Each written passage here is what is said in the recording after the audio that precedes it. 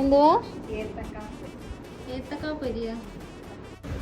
ഇതേ അമ്മ പൊക്കി പിടിച്ചുകൊണ്ട് വന്ന റെസിപ്പിയാണ് ഇന്ന് നമ്മൾ ഉണ്ടാക്കാൻ പോണത്. അതിന് നല്ല പഴുത്ത പഴം വേണം, ഏത്തപ്പഴമാണ് വേണ്ടത്. അത് നമുക്ക് നന്നായിട്ടൊരു പാത്രത്തിൽ ഇട്ട് നന്നായിട്ടൊന്ന് ഉടച്ച് കൊടുത്തിട്ട് അതിനകത്തോട്ട് അമൽപ്പൊടിയും പിന്നെ കുറച്ച് തേങ്ങയും പിന്നെ കുറച്ച് കശുവണ്ടിയും പിന്നെ കുറച്ച് അരിപ്പൊടിയും പിന്നെ ഇച്ചിരി മൈദ, അരിപ്പൊടിയും മൈദയൊക്കെ ഇച്ചിരി ചേർത്ത് കൊടുത്താൽ മതി.